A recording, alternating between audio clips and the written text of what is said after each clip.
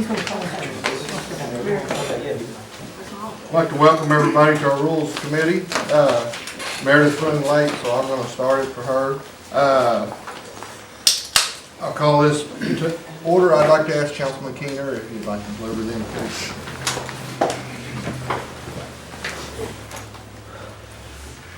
Dear Lord, thank you for this day. Thank you for the rain.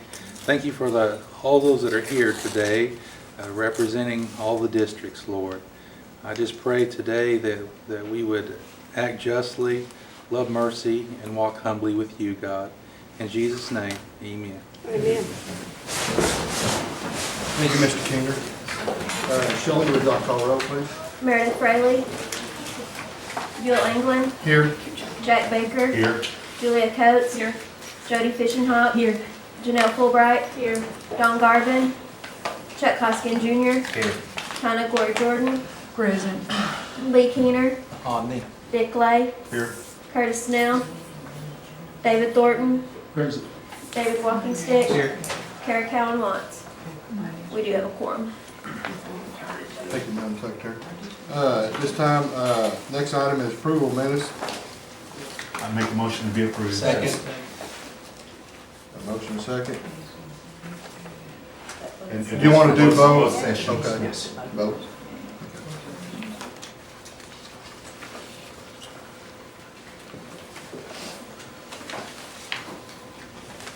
All in favor of approving the minutes as they are presented to you, say aye. Aye. All opposed? Passed. Mr. Chairman. Yes, Councilman I'd Hopkins. like to make a motion to amend the agenda for two items. One is the Tribal Council electronic equipment disposition policy, copy of which has been passed out. Mr. Chairman, the second item would be I don't have materials in front of me, but it's my understanding we have a date that we could set for the District 1, open District 1 seat, so that would be another item on the agenda. Second.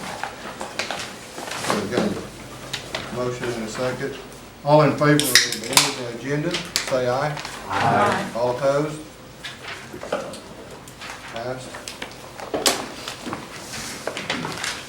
Is that all the amendments? Okay. Now, our next item on the agenda is our marshal report. Marshal Service, Sharon Wright, are you here? There you are. Step up. Good afternoon. Good afternoon. I submitted my report earlier in writing. I added a supplemental report that I brought today, just speaking to the, and it will be in next month's report, probably more bulleted, just that we participated in security at the swearing-in ceremony, and we participated in some administrative issues following that at the complex. And then a supplemental to my supplemental, verbally, is that during the election process, and it just may be a note, there was a question to the cost of all of the extensions, you know, for overtime and all of that. And we supplied that through a request through the media. So that was about $10,000, just slightly under $10,000 for all of those processes through the election process, you know, all of the various stages combined. So those are my my added inputs to my report. Does anybody have any questions of Sharon? Thanks, Sharon. Good report. Up next, Attorney General Diane Hammond.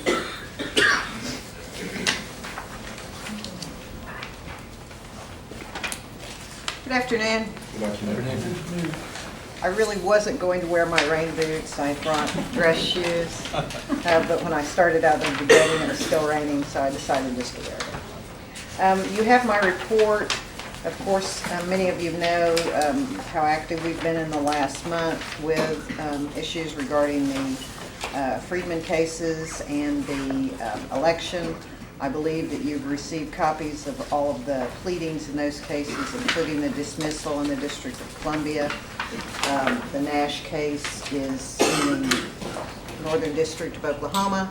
Status reports were filed by all the parties in Nash this week, and I started to say this morning, actually it may have been afternoon, sent copies of that to you and to Mr. Hembry. That basically just talks about the status of the case. Excuse me, Wait. Diane, we have a councilman one. We do not have your report. Oh, really? I'm very sorry.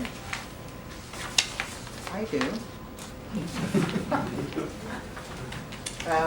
We can make copies of it. I'm sorry, that hasn't happened to me in many years. I don't know why you didn't get it.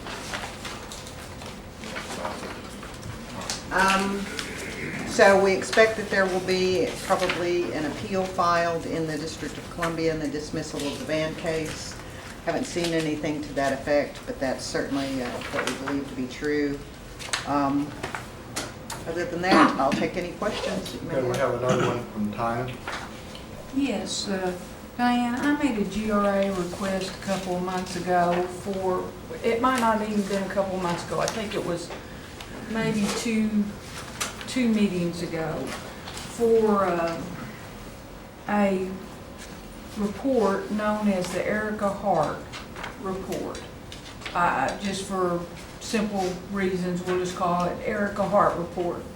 And I did not receive such a report. What I received was kind of a canned response, and they said the report was still something that was being worked on. And I understand that that report does exist, that report is now in the hands of the executive branch, and I'm just making sure that from your office there is no problem with me getting a copy of that report. I saw a copy of that report yesterday afternoon. I have it on my desk. I haven't looked at it yet. I understand that although it was represented to be final, that there are going to be additions made to it and may be made to it today. So there may be a final. Thank you. Sorry about that. And administration has asked me about releasing that into the GRA. They're going to follow it up with an email response to me, or email request to me on that. I'll respond, and then it will be. Well, now I do have a current GRA requesting that, so is there a method by which we could expedite the review so that I can't imagine that we're not going to be able to see the report? I certainly understand that you need an opportunity to respond back to their request for information, but as soon as that is done, and I assume that will be done very timely. They asked me how long, and I said a couple of days. And I would like to ask that report be broadened to not just be given to me as a GRA, but I would like that report to be shared with the entire council. Okay. I did get your email request, and I think it was today on that. Okay, and then there's one other thing, and this probably, hopefully has been requested of you to give us a opinion on this. There are certain ethics points, complaints that I have requested along the same lines as that report. And I'm certain that probably there has been someone in admin that has asked you for a opinion on whether those can be released. And I have made a formal GRA for those also. I got that. As of today, and if there was a method by which you could timely expedite the opinion on giving us that information, it would certainly be appreciated by this body. Okay, acknowledged. I did get your email today. Administration has asked me, and I'm sure they'll follow that up with a written request, and then I will, as quickly as I So can. we probably, I hate to put you on a timeline, but can you give us some idea of what we're looking at time-wise? I told administration a couple of days after I received Okay. the request, and That's very you know, good. we're living in extraordinary times over there, as you might imagine. but I'll do it as quickly as I can. Thank you very much. You're welcome. Thank you.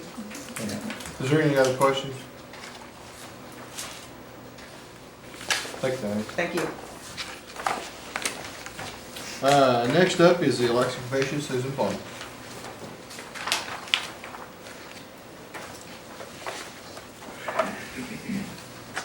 How are y'all doing this afternoon? I also have Commissioners Calico, Rohr, and Walker in case there are questions that are outside the scope of my knowledge. You should have a District 1 and 2 calendar there in front of you that also contemplates possible runoffs in both of those elections. What we did was set all 4 of those sets of circumstances into a calendar since it involves our potential contractor, automated election services, and the staff. I think we've come up with something that works inside the 90-day time frames. That's a really tight time frame to be able to coordinate, but I think we're getting it done. Are there any questions on that calendar before? Does anybody have any questions of Susan? Councilman Keener? Susan, what was the day that we went back from the 90 days, just for my own education? Well, our interpretation of that is the day that the vacancy is created, the next day the 90 days begins to run. Okay. So, the District 1 vacancy would have been created the day after Chief Baker's swearing. That's our interpretation. Okay. So, I think we're within the time frames there. Yeah, that's why I was making sure. I think so. Thank you, Mr. Chair. You're welcome. Councilman Lake?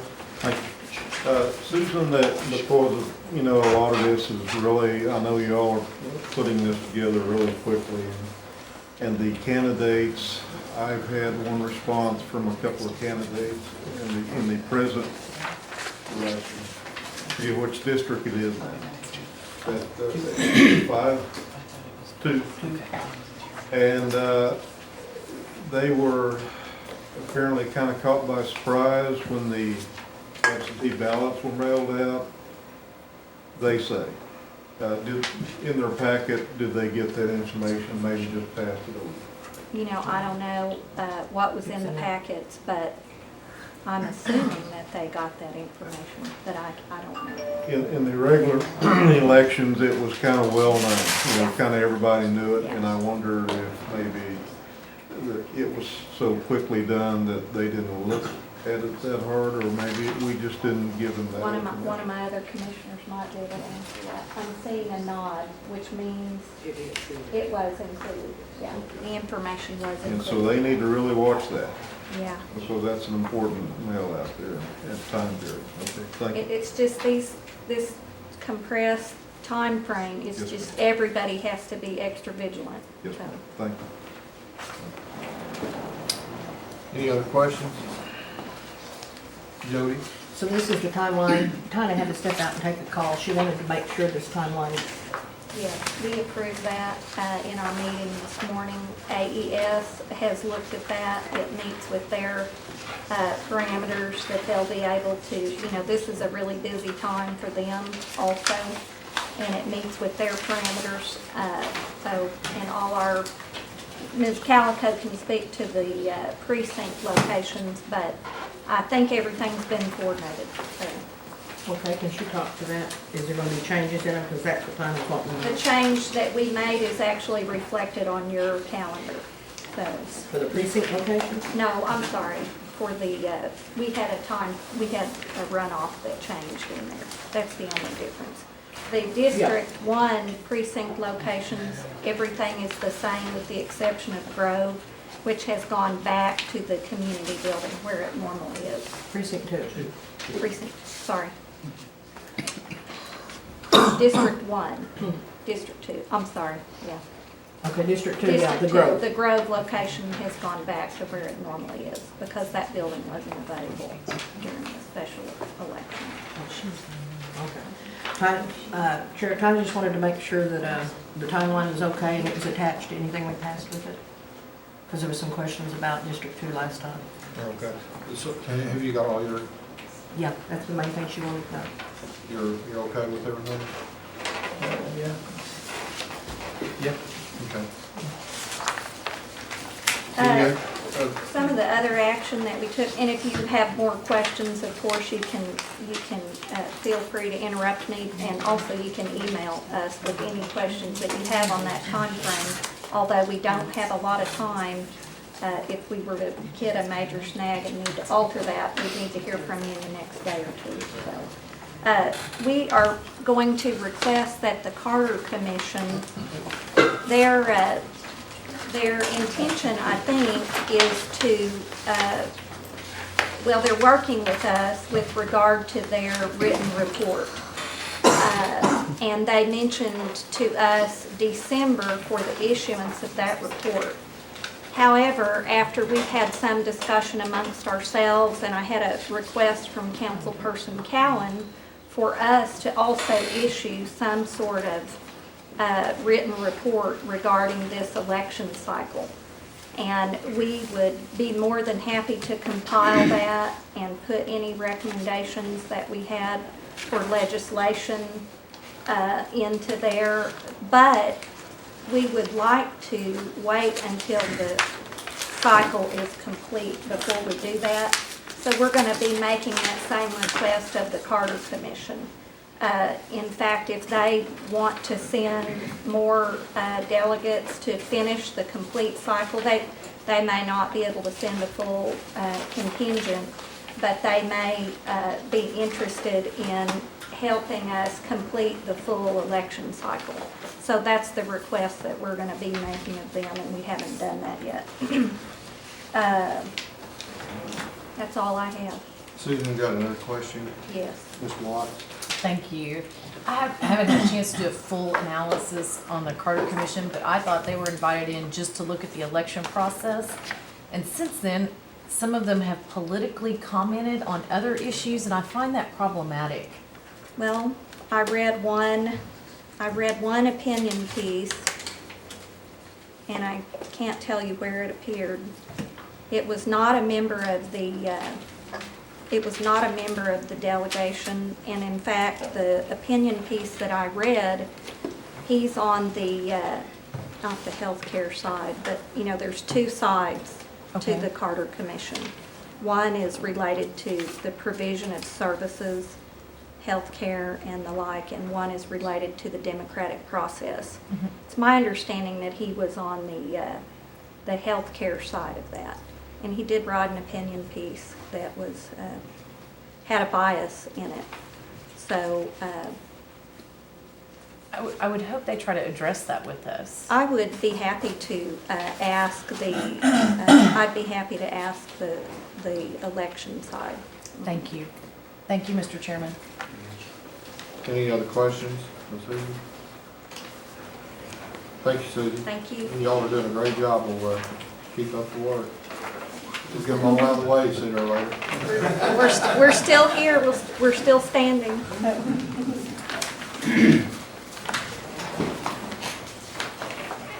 Okay, Tax Commission, Ms. Sharon Clemson. Afternoon. I believe you all have my report, and I'll try to address any questions that you might have. Anybody have any questions of Sharon? Thank you, Sharon, your report. We don't have a report. We what?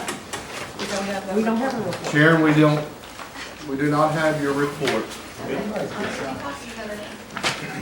Why didn't we get it? I'll give you copies of it. Can you give us a copy of it now?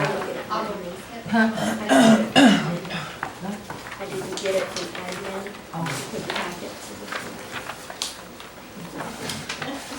Thank you, Sharon. Self-governance, Vicki? I guess my first question is, do you have my report? And I will say that mine was late. I had a death in the family first of the month, so it was late, but I'm glad to see that you did get that.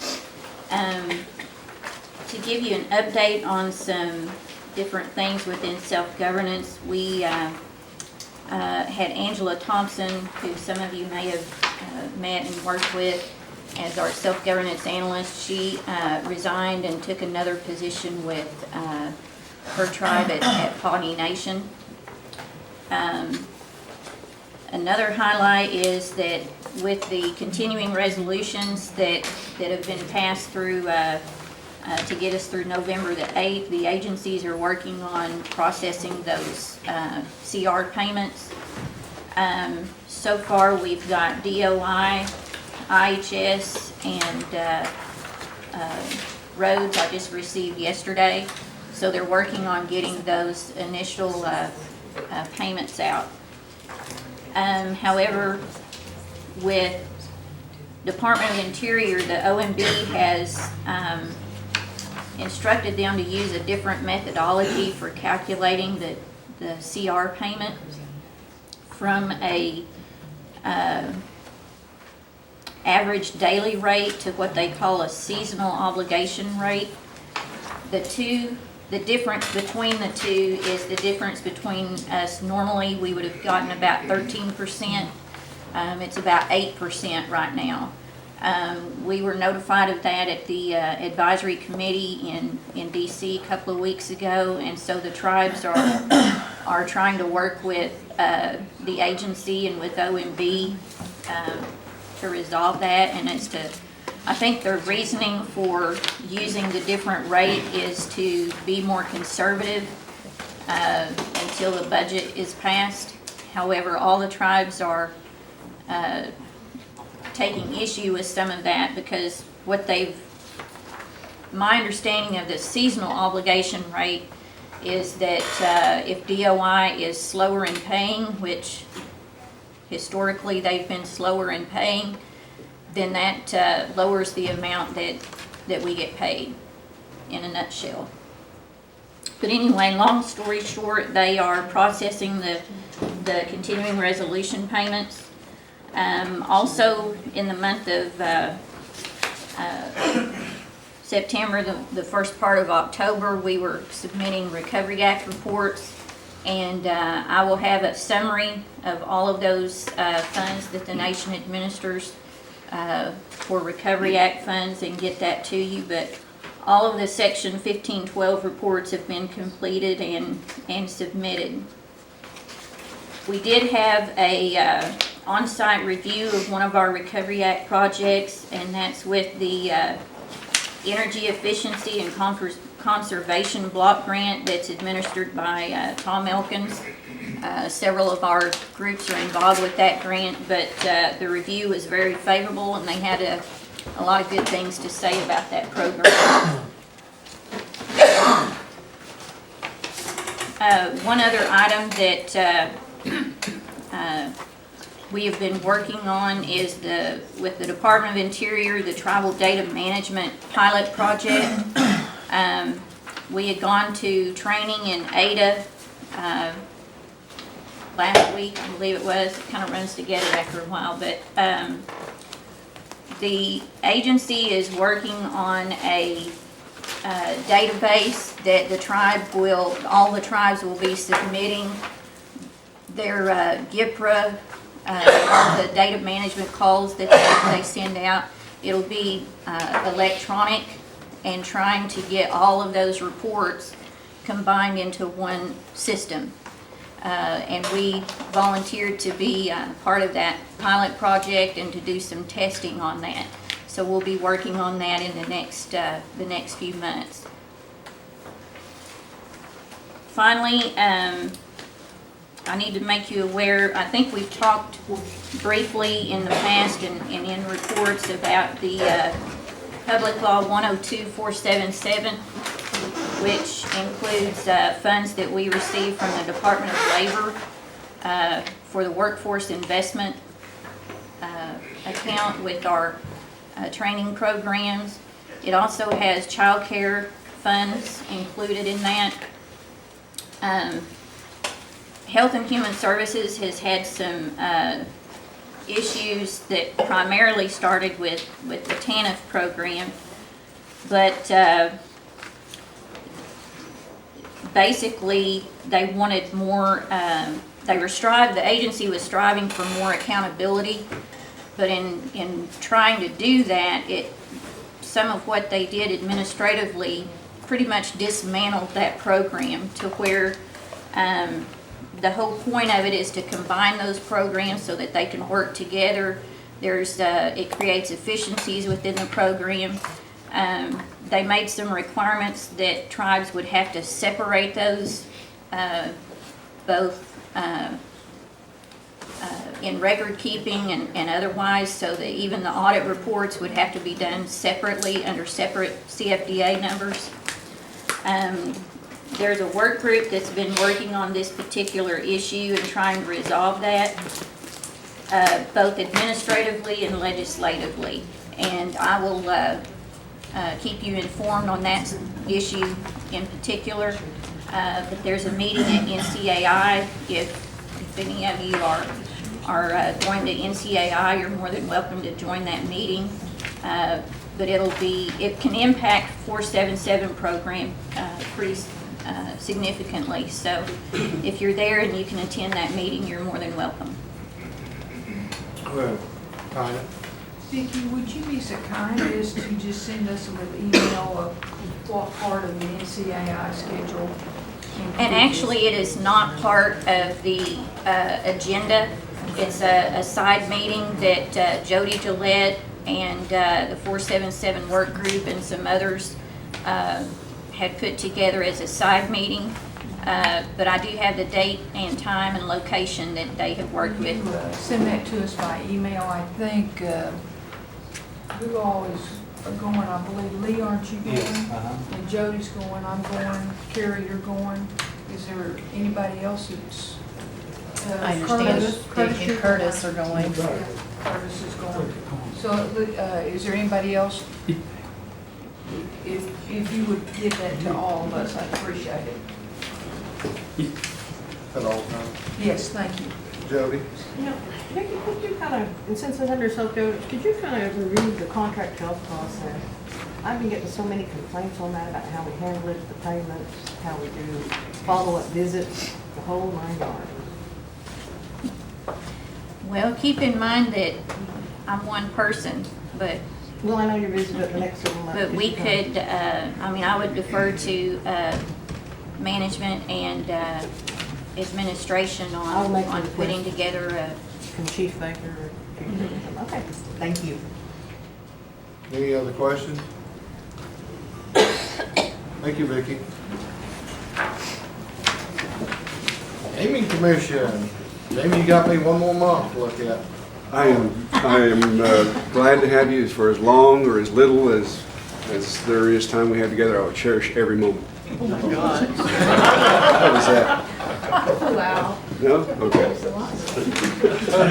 But I will love to see the return of the other chair. Just make sure I didn't pull a Diane or a Sharon. Did my report make it in? Yes. Awesome. Awesome. Just a couple of points I'd like to bring out to council's attention. We have a couple of processes undergoing at NIGC right now. They're revising a number of their rules and regulations, the most impact of which is going to be within their revision of their internal control structure. That's a process that they just kicked off in October. They hope to have their final revisions done by March of 2012, which is a very aggressive schedule. But they're using a document that a group that I was involved with, a Tribal Gaming Working Group, come up with a set of alternative controls, revisions to their internal controls that they're using as the baseline. So hopefully that'll expedite their review. And hopefully they'll take the tribe's comments to hearts on those. But they have a tribal advisory committee that's going to be meeting once a month for the next 6 months, and we hope to have a good result at the end of that process. And the other thing that could have impact on Indian gaming as a whole is the subject of online gaming or internet gaming. This past Tuesday, the House Resources Committee had a hearing on the impact of internet gaming and what it would mean to Indian country. This comes on the tails of a Senate hearing that I was involved with on the same subject. There seems to be a lot of support being thrown to this subject. Several different gaming industry groups have now come on in support of it, where a year or two ago they were against online gaming. We have Donald Trump that's in favor of it. There are a number of other operators, big-time operators that are in favor of it, and some tribes that are in favor of it. So online gaming or internet gaming could see some traction within this next year. I'm not sure it's going to be happening this year, but probably more than likely, if any movement happens, it'll be in 2012. But that is something that's going to affect the entire gaming industry, but Indian gaming in particular, as the bills that are out there currently are not too favorable to tribes. We're continuing to follow those and see how they are progressing, and if there's any actual movement on those, we'll be keeping everybody apprised. So, with that, I'll take any questions you might have. Any questions of Jamie? Good job, Jamie. Thank you very much. Next is codification. Mr. Hembry. Thank you, Mr. Chairman. Did get an opportunity to meet with Mr. Morton, my cohort in codification.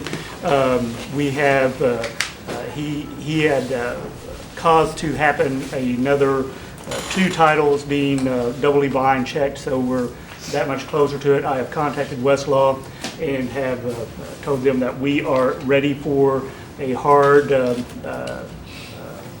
bid or cost of what they would charge. We will compare that with other vendors, those being Lexus and or the soft copy company. I think Knowles Publishing is their name.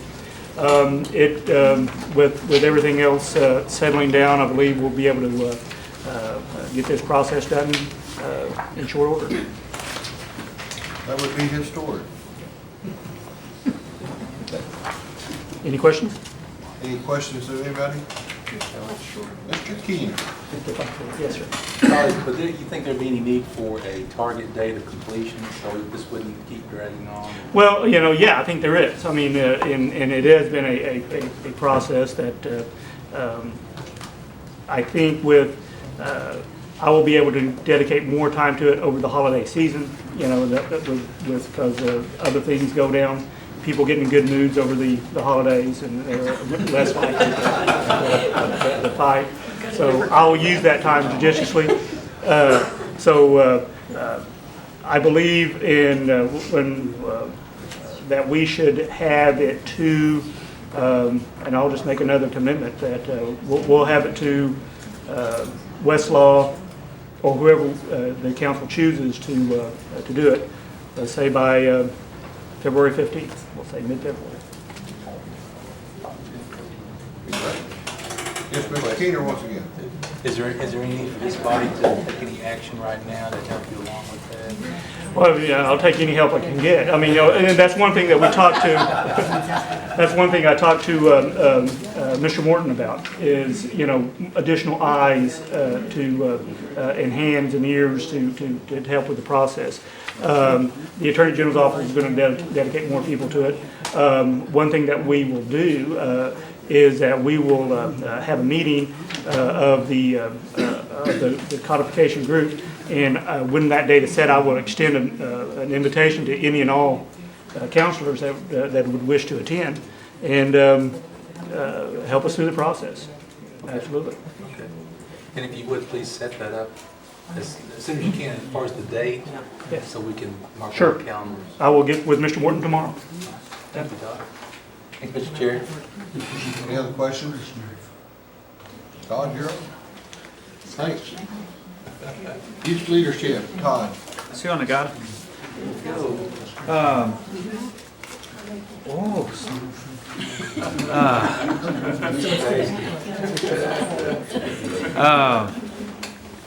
On the youth council report, what I would like to request that they come back and report next month. They couldn't be here today. We have 4 of the youth council members that are participating in a United Nations Film Festival in New York City this week. And they actually spoke before the group and presented a film from Sequoia High School. And that's where several of our council members are today. In fact, they're coming back from New York. And we also have 4 additional that will be participating in NCAI next week. So we have another group that will be leaving out immediately upon return of the chaperones. So they're busy, and I ask that they come back and report next month and give you an update on what they're doing and what's going on. Okay. Any questions on that item? Todd, you want to stay up there and do the next item too? The citizenship data?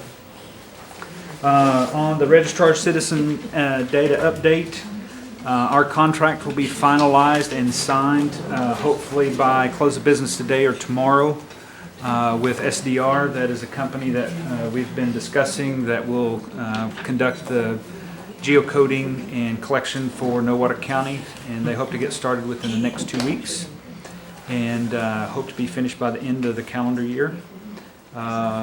We have an agreement that EODD is going to share data with us. So thus far, we've received data from Sequoia and McIntosh County.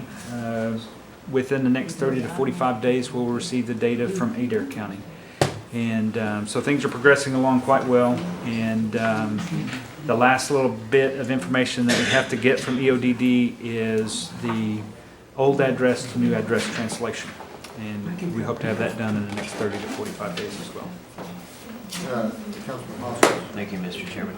Ultimately, for Nowata, will this mean actual 911 addresses for the people that live there? The reason I ask, because this happened all over, but when Craig County did it, there was expense involved in signage and things like that. Is that going to be the next logical step for Nowata County? What we're hoping is that Nowata County will be able to take this data and implement a full-scale 911 system. Do we know whether, I know there's federal funds involved in this process, right, to get this data? Are we getting a grant of some kind?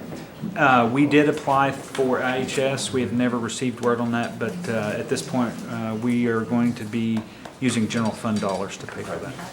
But is there still a chance we can There's come still a back chance that we might receive some funds from IHS. I know that Nowata County's going to ask this question if they haven't already asked it of you guys. Is the expense they're going to have? I mean, it's a wonderful problem for them to have to be in that position, but they're a very poor county. Do you know of any? I know you haven't been looking at this. Any grants or any funding sources from the federal government? That I can check and see what we might be able to do to help them. Of course, there is the 911 tax. It's levied on cell phone and home phone usage for 911 services in the counties. Right. That should be accessible to the Once county they're, commissioners as once well. they're doing that, they'll have it. Okay, Yep. that helps me because I know they'll ask that. Thank you. I appreciate it. Thank you, Mr. Chairman. Any other questions, Todd? Thank you, Todd. Thank you. Appreciate it. Okay, moving on to old business. We have one item under old business, tribal council travel expense policy, and that is discussion and possible action, and that is Ms. Cherokee Watts. You should have in front of you an amended version. It was sent out on email with an explanation that the blue was the additional amendments because the 2 amendments in red were passed before the act or the policy was tabled last time. So to refresh your memory, the last time it was struck on item number 4 under additional information, which would be page 3. So that was passed before it was tabled, then the strike completely section 5, which would be a new amendment, because that's in the blue. And then item 10 in red, there was an addition. No, it's a correction. Correction. Mr. Chair, may I yield a moment, because he's trying to clarify and I don't understand Oh, what he's trying to okay. Yeah, I was say. just trying to catch up here. Okay. Go ahead. The item in blue, under item 10 on page 4, was actually a correction, because that's what it should have stated. Official travel or elected travel as defined in number 13. Okay, so I'll continue. Yes. So really, item 10 is, the blue part is a correction on what should have been in red, and it was passed before it was tabled. If everyone concurs that there's no issue, since this has been hanging out for a while. So if there's no objection, that was already included in the red. Then item 14, there would be clarification that it would be elective travel in blue and automatically carried over to address the carryover issues would be an addition. So I will make the motion that we accept all of the red and blue as provided I will and second. put it out. So we have a motion and a second. Ina? Kara, would it be possible for you to consider continuing this one more month? Because there is a item that we would like to take up with you on the travel, and it will take a little bit of time, if that would be a possibility. And then we'll yay or nay at the next time. Yes. Thank you. Madam Speaker, is there any logistical issues with not correcting this at this time? You mean as far as expenses are concerned? Yes. Like, does this impede anything at the actual, like, expenditure level for the budget and the staff? May I address, Yes, yes, ma'am. Tanya, how much time do you need? If we could just, I mean, actually, we only needed about 10 minutes, but I needed to discuss something with her. Oh, I thought you meant. But that's why I was saying, I don't have a if problem we could with that. pass it, you know, one more month, so we can, Okay, so I just want to make sure, it's not that I have any issue with trying to make it right, but I wanted to make sure there wasn't an issue with waiting. So, is that a motion to table? would it be, honestly, if it'd be possible to recess for 10 minutes? Mr. Chair? Absolutely, we can recess. Could we recess for? Yes, but I have, got one I have question for you. Okay. just a couple of little Okay. quick questions. Jody? Karen, why is NCAI not ever on the official travel? I'm curious. That was may I, Mr. Chair? Yes. That was the decision of the body, from what I recall, that NCAI is not listed in official travel, that it would be separate, that we did not budget. It's a considerable expense. Whether you attend one of the 1 weeks or I think it's 3 weeks out of the year I've traveled on just the conference dates. It's not just once a year. Yeah, so it's not just once a year. I mean, it would be a considerable addition to our budget, and we did not have it if we wanted to make that accessible to all 17. That was the discussion at the time that I recall. I was curious. Is that it, Jody? Please? Thank you, Mr. Chair. We are going to pause or recess for a moment. Just want to make sure David and Buell have their concerns met too on any of this, and on travel. If you do have any concerns, just voice it now. So. And we can discuss it in that 10-minute recess, Yeah. right? Okay, Yeah. that'd be fine. Thank you, Mr. Chair. Okay. So we'll just recess for 10 minutes, and everybody can take a break.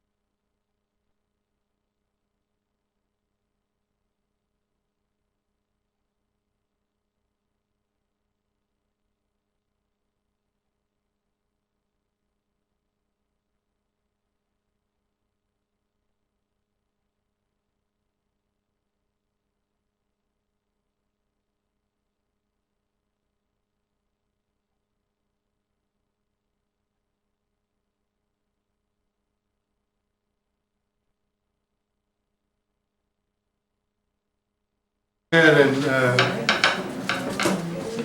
back to order from our recess.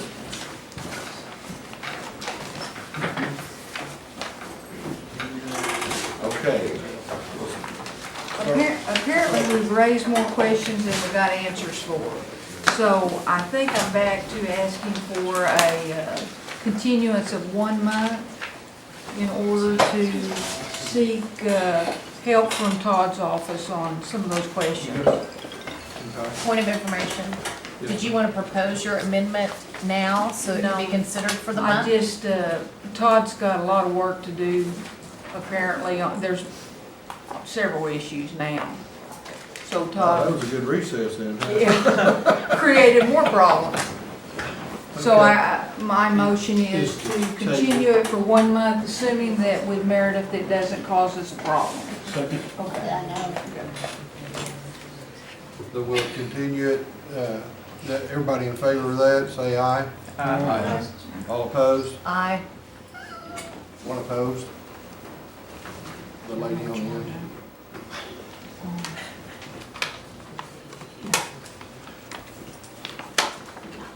All right. So now we'll go into new business.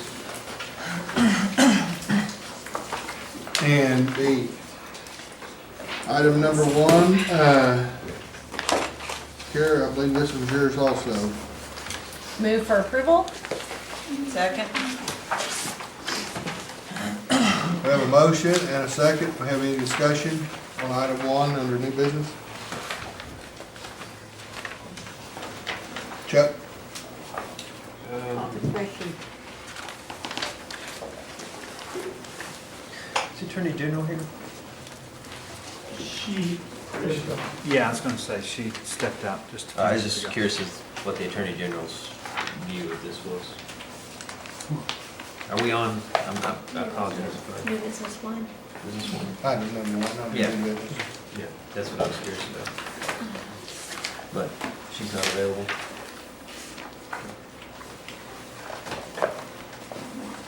You through, Chuck? I withdraw if she's not Tyler? available. I really would like to hear what her opinion is, because this involves her office Yeah. and somewhat hamstrings some of the things that she's able to do in litigation. So I really think that we need to hear from the Attorney General's office regarding this amendment.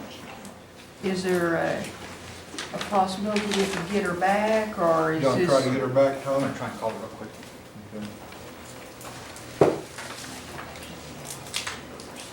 You gonna ask Todd for anything while we're here? Todd, did you write this? Yes, I did. Maybe you can tell us a little bit about, from a lawyer's standpoint, when settlement negotiations are taking place, is there a time element that we can say, oh, stop the negotiations, I've got to go back and answer to 17 bosses? Well, in any type, the purpose of the act is to add to amend the current act, which is that before a suit that involves substantial assets of the Cherokee Nation, treaty rights, sovereignty, etc., that the administration can file the lawsuit, but within a certain period of time, they must come and get council approval for the filing of that lawsuit. And if they do not get council approval, then that lawsuit shall be dismissed.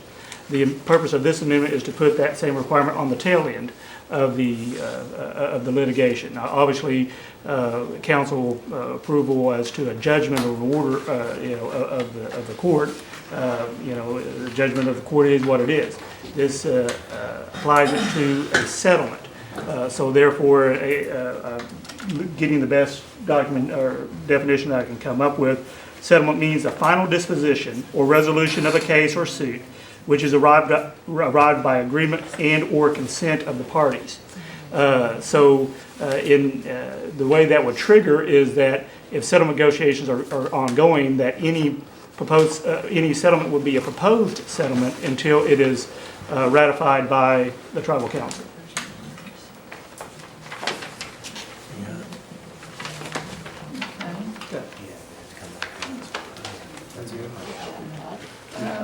Well, that partially answers, I'm still waiting for Diane Okay. Hammonds. Kara, you're next. I believe this has been in front of us for some time and in the AG's office for some time, and we've received no comment from them, nor the chief's office.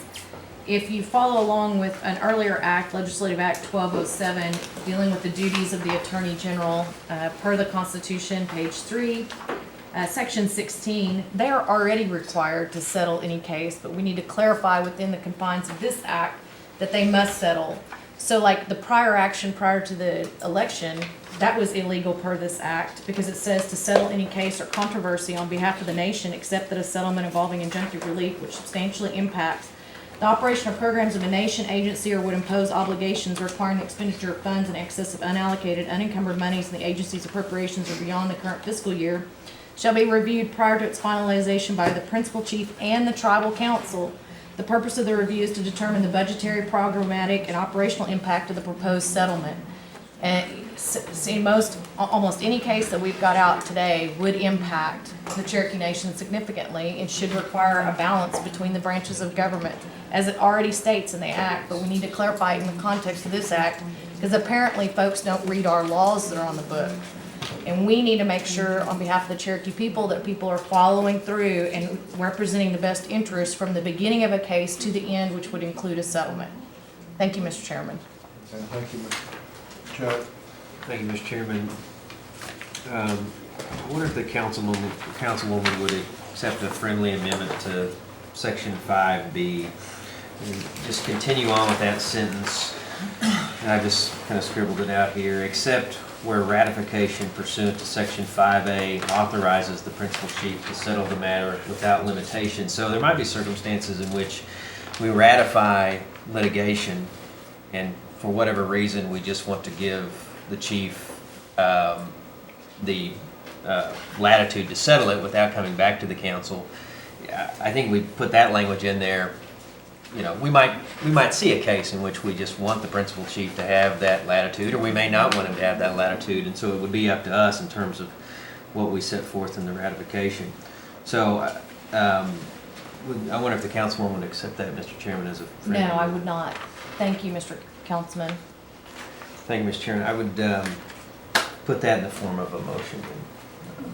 Point of clarification, can you read that one more Sure, it time? would continue on with section 5B. Strike the period, put except where ratification pursuant to section 5A of this act authorizes the principal chief to settle the matter without limitation. I would second that. And understand, Mr. Chairman, that this doesn't mean that we would be obligated to allow the principal chief to settle without limitation, but if there is a case, I mean, it's going to come before us, Mr. Chairman, to ratify it. We could make the decision at that time to give the chief complete latitude to settle it, or we may not want to. And if we don't want to, we don't have to. But it would give us, I guess, preserve that that ability for us to do that. So I'd put that in the form of a motion. We have a second. David, you're next. Thank David. I just if there's some type of emergency and we have to have the council meet just at last minute, I don't know, that kind of raises some concerns as far as having the council meet to approve some type of lawsuit or litigation.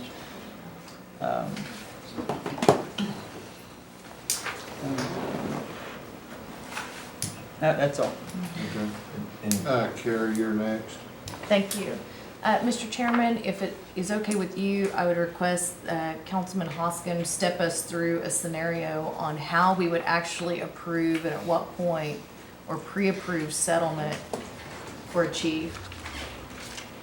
You have the floor, so you want to yield some of your time? Yes. Yeah, thank you, Councilwoman. It would be the same process that we have now, in which we have a resolution that comes before us to ratify a lawsuit that's already been filed. We would simply have a paragraph in that ratification that says the council authorizes the principal chief to settle this litigation without limitation. That's what we would have the ability to put that in that ratification resolution if we wanted to. If we didn't want to, we wouldn't do it. And if we didn't do it, then it would fall back on your original language, which would require approval of a settlement. Okay, you still have the floor. Thank you, Mr. Chair. So I have an additional question for the good councilman. So if there is existing resolutions out there approving a litigation and it did not address settlement, what would the default decision be? Do we have to explicitly require and suggest that they have settlement powers, or would it immediately then exclude them under existing? Well, Mr. Chairman, I don't think that this would have retroactive effect. I don't think we would have, I don't think it would affect any current resolution we have out there. I'm just saying going forward, if we ratified any sort of litigation, we'd have the opportunity to put that in the ratification resolution. I don't know if that answers her question, Mr. Chairman. Thank you, Mr. Chairman. David Thornton? Yes.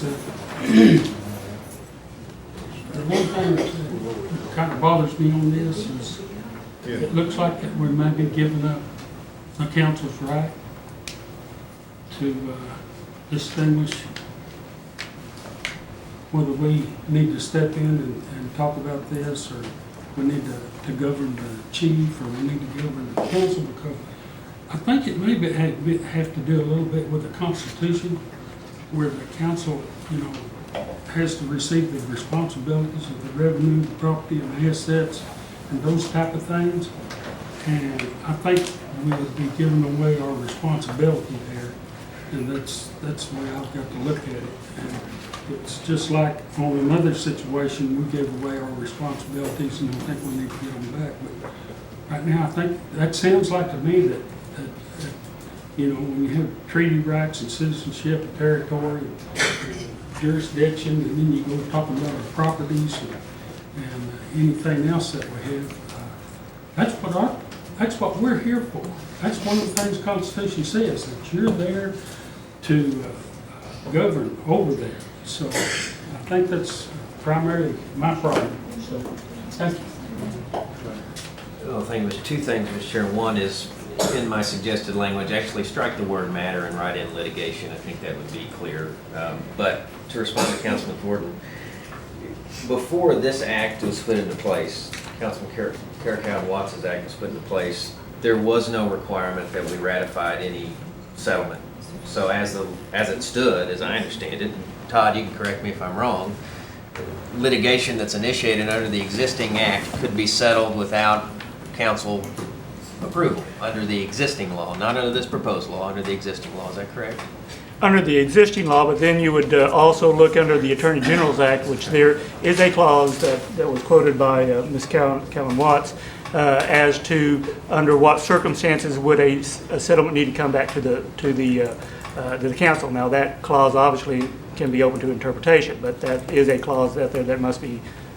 And all my language does is give the council an opportunity to avoid after the fact approval of a settlement, or not after the fact, but approving a settlement, to give the principal chief latitude to settle. We may never want to give the principal chief latitude to do that. And if that's the will of the body, that's fine. But if we ever wanted to, we need my language. My language does nothing but give us an option. And Mr. Chairman, if we want an option, we should approve my language. Thank you, Mr. Chairman. Okay. Oh, David. Another thing that I kind of read into this, and I have no idea if any litigation would ever come up in this circumstances, but is this will the chief be able to give away our sovereignty in this litigation?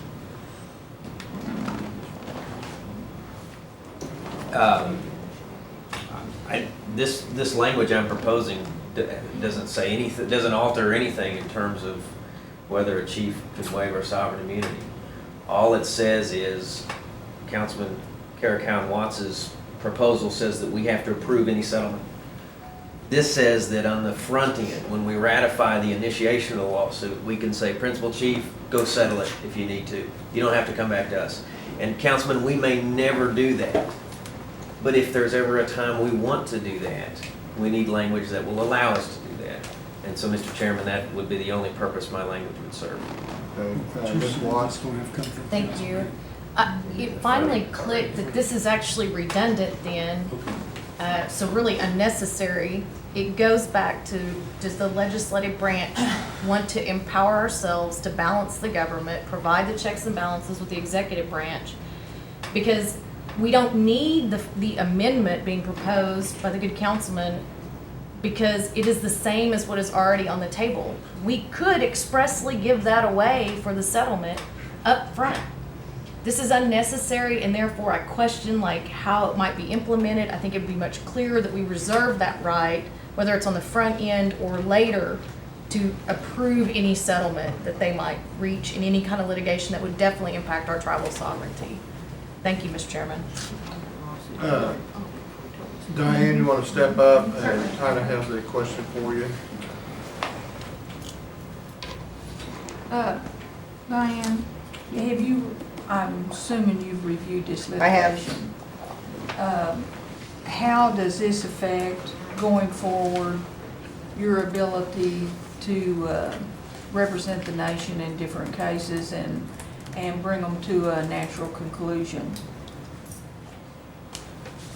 Let me give you a long answer. Okay, you might also, I'm not sure you were in the room when there's a motion on the floor to amend it and add a line to allow, say you've got a lawsuit that you've pretty well, y'all are in agreement, much like buying the art from employees. That lawsuit, when it was filed, everyone knew the direction that they wanted to take.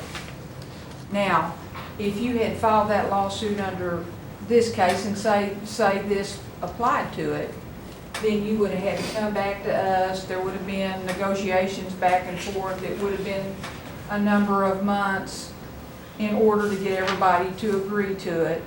Where with his added version, we can simply give you leeway at the very beginning of the filing of the lawsuit to settle that particular lawsuit.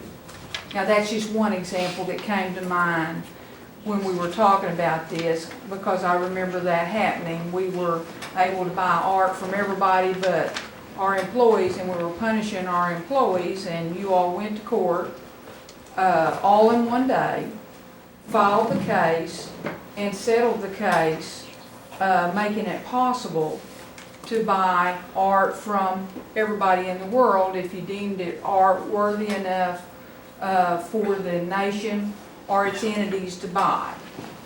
Now, that's just one example where it would have not happened that way had we had this act. You would have first sought permission to file the case, then you would have had to sought permission in order to settle the case.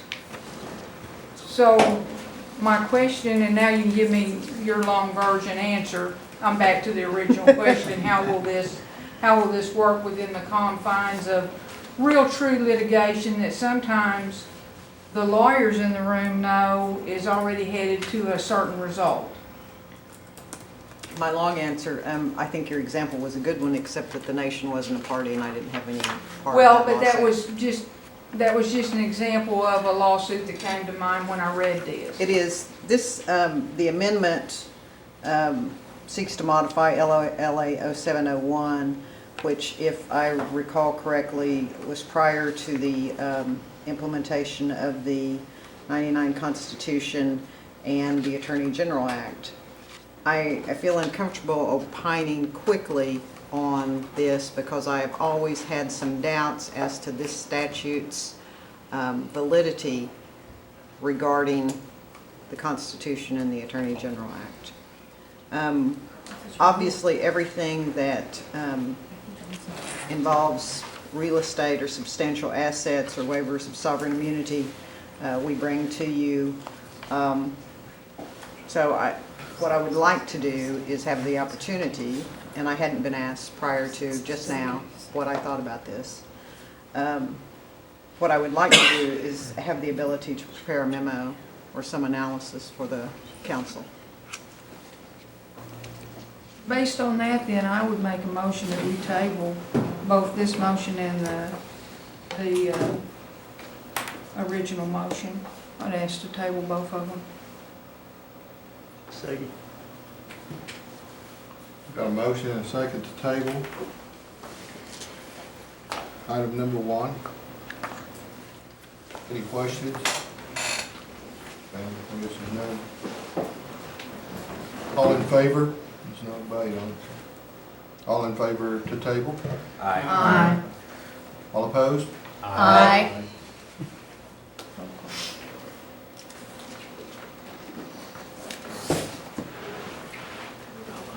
Roll call.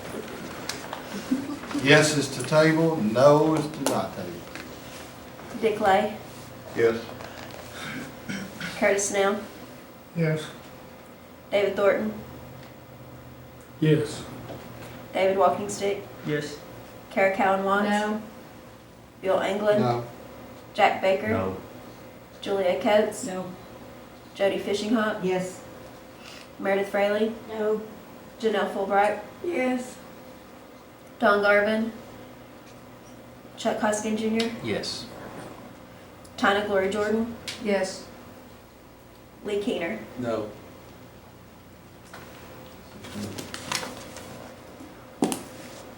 Yes. 8 yes and 6 no. Good. Motion carried to table.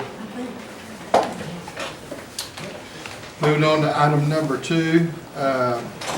This is about the subcommittee for, just the formation of the subcommittee for the impeachment. Kara, do you want to address that? At the last rules meeting, I believe, the special rules meeting, it was asked for a subcommittee. I don't know if our chair, I know the co-chair's in the seat at this time, but if Speaker Fraley had any different suggestions, but at the time, it was to have a working subcommittee that would be on record. It would be a subcommittee of rules, and it would move forward within 2 or 3 months and bring back a working act to be approved at rules. And I don't know if Councilman Hoskin is still interested in that subcommittee, in chairing it. Whatever the will of the chair is. Well, at this point, what is needed is a show of hands, and those councilors that are not present, if we contact the chair of who would like to serve on the subcommittee, and then that subcommittee chooses its chair from there.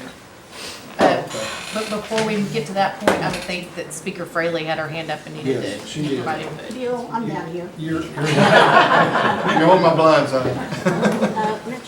You chaired, right? What was the reasoning for forming a subcommittee? I'm sorry, I wasn't here. I think Kara had brought it forward, and I think there was just a lot of questions of the timing and everything, so everybody, Councilman Hoskins, agreed that we should do a subcommittee and kind of work it out over a period of time. Because there's so many issues involved, or? Just want to raise the bar for impeachment instead of, is it 8 it takes to start the process for impeachment? Is that correct? Right. 9? Okay. Okay, so we need to raise the bar because it can destroy someone's reputation. Address, Ms. Yes. Jordan? You were going yes because there were several issues you I had. think there were numerous issues that really a working subcommittee could develop a decent law, and seemed like we were somewhat doing a knee-jerk reaction to some things, and so I think putting it over in the subcommittee, we can get all those issues addressed. Okay, I was just thinking about the timing involved, if we had issues that we could submit to Mr. Hembry, but if the majority on the subcommittee, it's fine with me. I just don't have time to serve on it. Right. Is that all, Madam Speaker? Yes, thank you. Okay. David, you're next. I want to come in. I want to come in. Oh, okay. Okay, Carrie, you're next then. Pardon? Did you have your hand up? So again, just to clarify for the record, we are out of compliance with the 2003 Constitution. This is work that needs to be done, and it needs to be done in a timely manner. The old law that was just cut and paste required the 8. Anyone can begin an investigation, or whatever the simple Not, it's not, majority. yeah. That is how it is today. So if someone is accused or put in or prosecuted today, there would be nothing in place that's constitutional as a law to protect the accused. So we're without a law right now in order to have a fair hearing for anyone involved. I agree with the number of issues that were brought forward, but this needs to be taken seriously, and I look forward to the work product out of the subcommittee. Todd, did you have anything? Okay. Tina? I would like to serve on the committee. Oh, okay. Okay, everybody wants to serve on the committee, raise their hand. Gonna write them down, Shirley? Yeah. Can we do this by roll call? Can we do a roll call? Okay. Buell? No. No. Jack Baker? No. Julia Coates? No.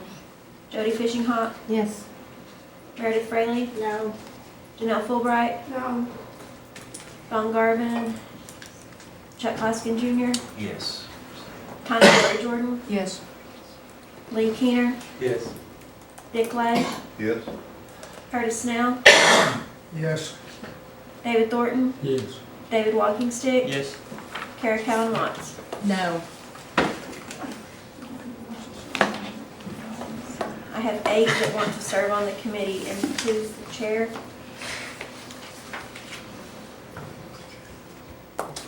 Out of the 8, who wants to chair? Nominate Hoskins. I need to know who's gonna Yeah, form Todd. the first meeting. What I would what I would recommend is that this committee set the first date, everyone shows up.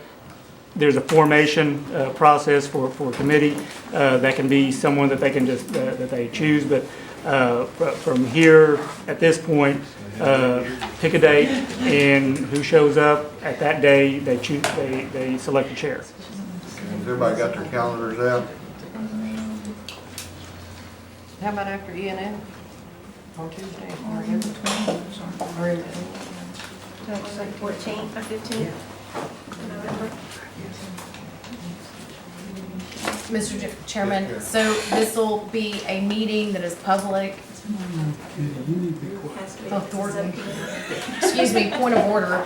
So, this will be a public meeting on the record, there'll be attendance took, and then there'll be meeting minutes, and then when is the time frame for this to be turned around and brought back to rules?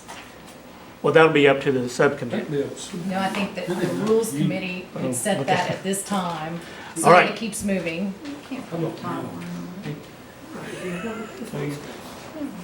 David? Who sponsored this impeachment, the process? It's in your book.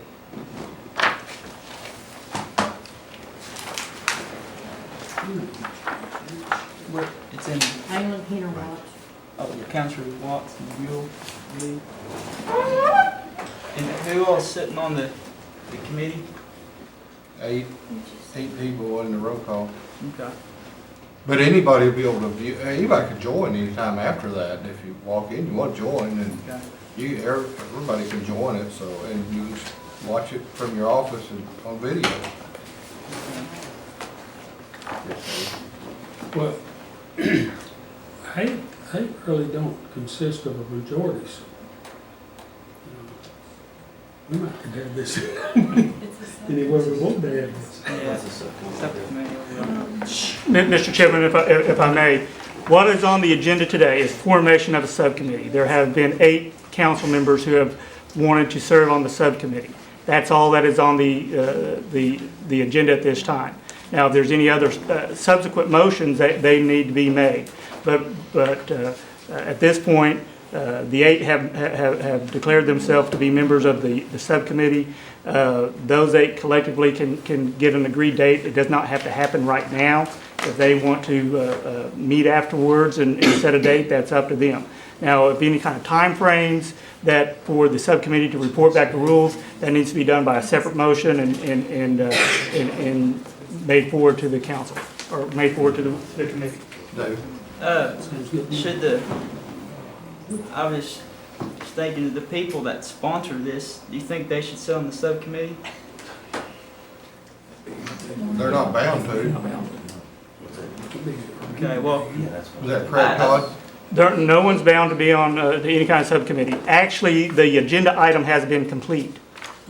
There has been 8 the subcommittee is formed. Those subcommittee members need to get together and pick a date on which they're going to meet, which will be a public meeting, which will have minutes kept, which will be video streamed. Okay.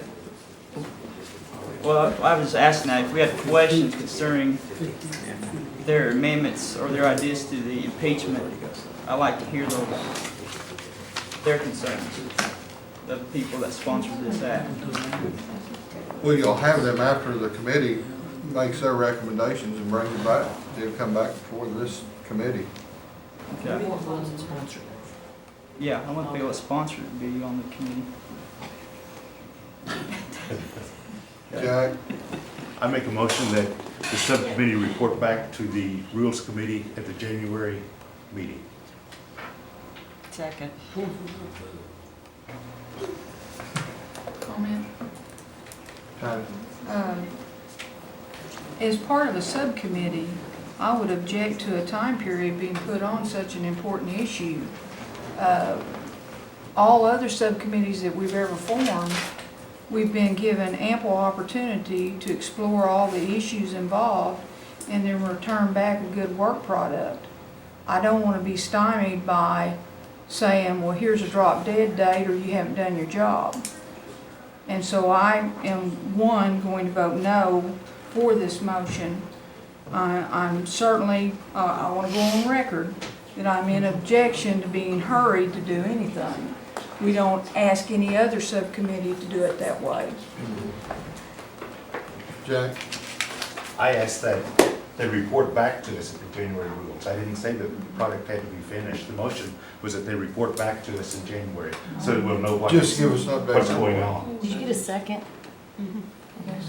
Yeah, he has a second. Okay. Julia, you're next. Well, just the same thing, and if Mr. Walkingstick's concern is, that the sponsors at this point are not part of the subcommittee, well, there's the opportunity to bring the product to the table because ultimately this is going to come to the full body. It's not going to be passed by 8. And so at that point, some work will be completed, and then there can be some input at that point on what's already been done from the entire body. And then if necessary, work can continue. But you would have an ability to sort of stop and assess and get some feedback from the full body at that point, if there was a moment, required to bring forth some kind of a product. Carrie, you're next. So would you accept a friendly amendment that that's just a standing report on progress every rules meeting? That would be fine. Okay, thank you. Okay, David? Just clarification, Counselor. When we come back to report in January, are you saying that we'll have a discussion about the impeachment on the day we report, as well as input from the sponsors? I'm saying discussion about the work of the subcommittee.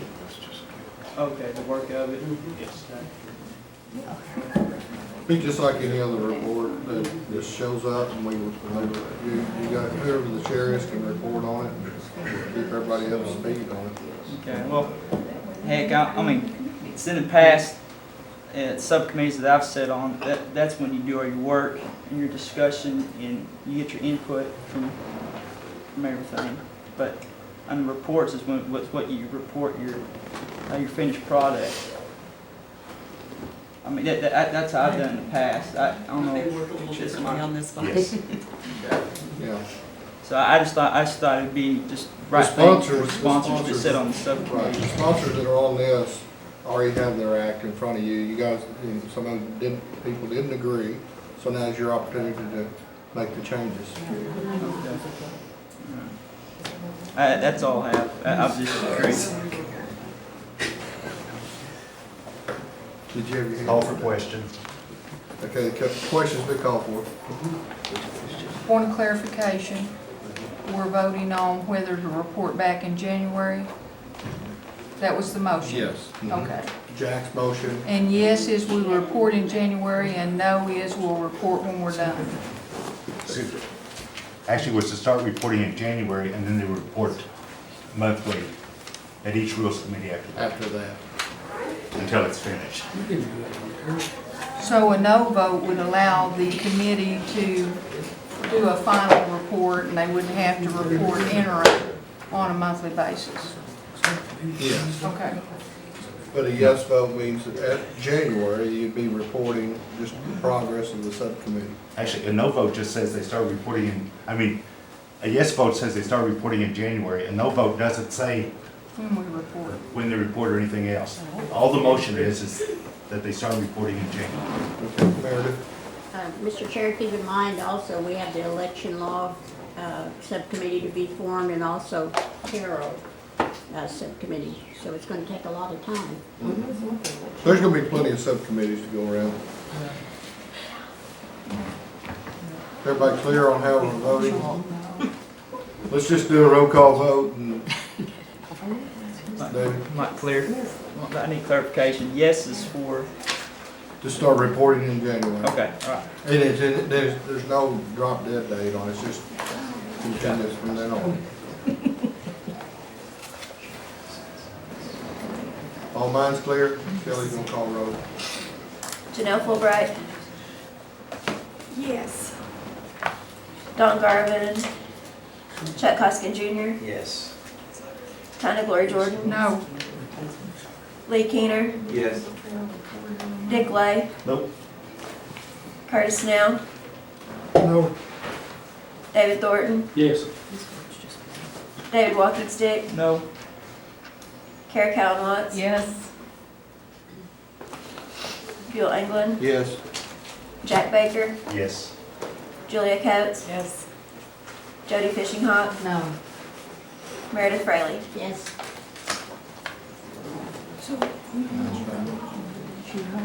Yes. Okay. It passed 9 to 5 and, so, you guys will come up with somebody to chair it and report back in January after the new year. All minds, David. I think we need to set a date and time. Oh, for your subcommittee? Yeah. You guys need a date. Oh, Jody, you had one while ago, didn't you, or something? Let's do it today, we're here that Tuesday. I mean, we're on the bill here. November Let's 15th. do it. November 15th. Yeah. November 15th, November 15th? Is that before the ENF? Everybody that's on the subcommittee, it's vote on Yes. this. Everybody on the subcommittee, will November 15th work for you? Yeah. And then anybody else can join that day, or at any day. November 15th. No, we're shutting off joining. Lock the door on that club. Yeah. We got the time now. 6. Oh, what time was it? Noon. Noon? Maybe Meredith buys lunch. Will the chairman provide lunch for us? Gloria, Meredith.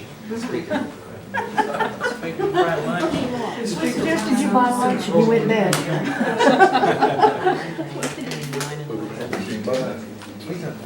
Noon. 12 o'clock.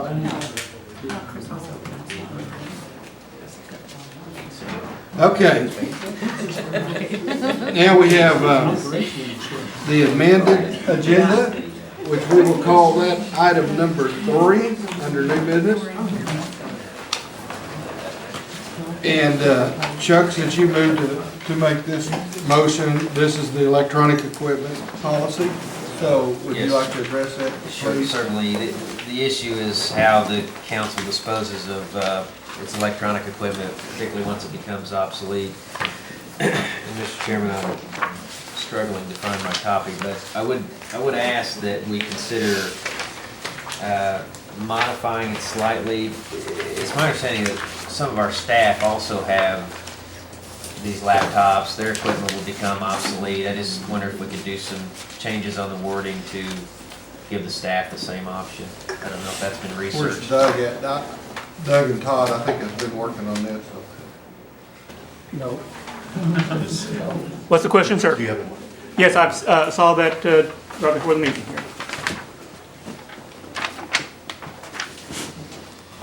So Todd, the policy allows for the disposition of our electronic equipment such as a laptop, and Right. it can be returned to the office or it can be purchased at fair market value.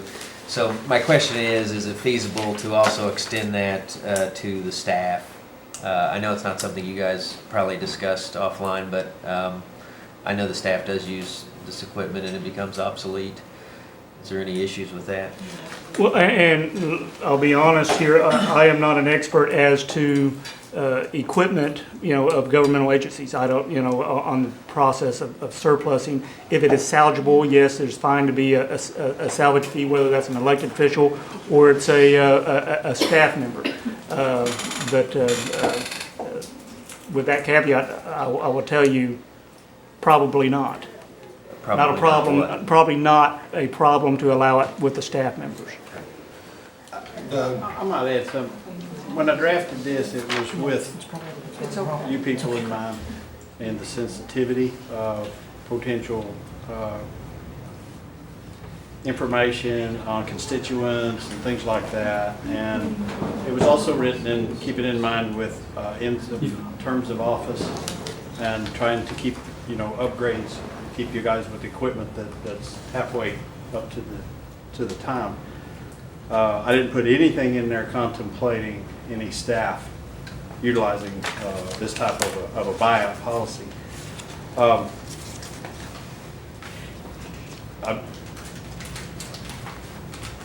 I think if we're going to even entertain something like this, it ought to be something that's in conjunction with the rest of the Cherokee Nation. I personally, this is me personally talking now, if I could, Mr. Chairman, I won't be utilizing it only because there's so many other employees that wouldn't have the same opportunity.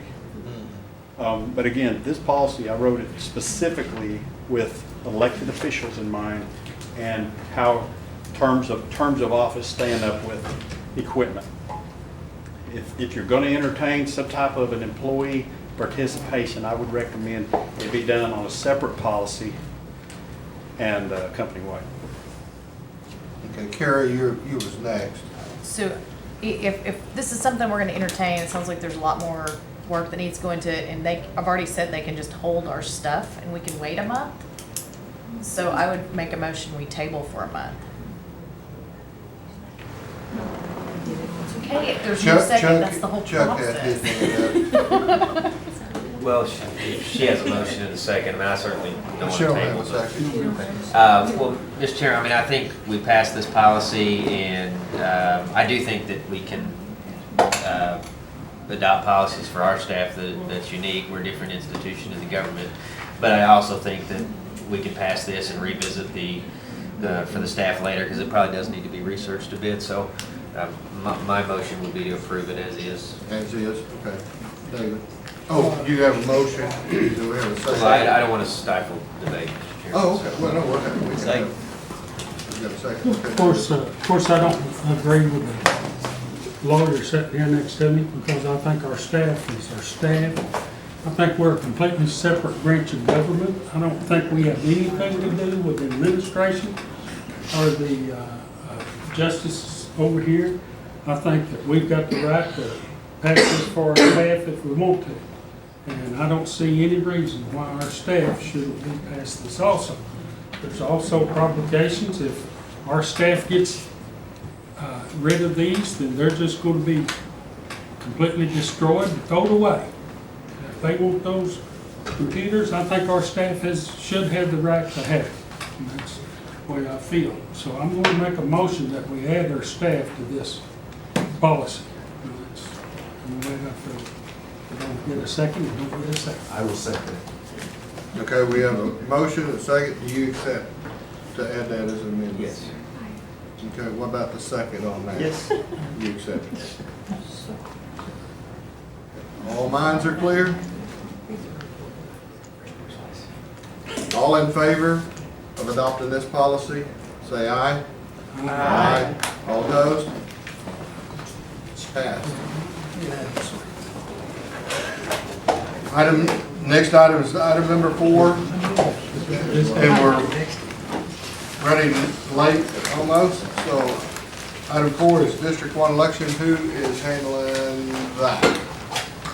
Todd?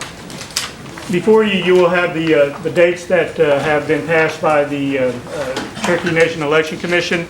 It's within the 90-day constitutional requirement for the vacancy that is in District 1. I would recommend that the council approve these dates, and so the Election Commission can start publicizing them. They're I'd like to make the So you'll motion give- to accept January this 14th. timeline and set the election date for the replacement of former councilor Tom Baker to January 14th, along with the rest of the timeline that's been set forth by the election committee. Okay, we have a motion to accept the election commission. David seconded it already. David seconded. Oh, okay, and David seconded. So we have a motion and second. Any discussion? Seeing no discussion, all in favor of accepting this, say aye. Aye. All opposed? Passed.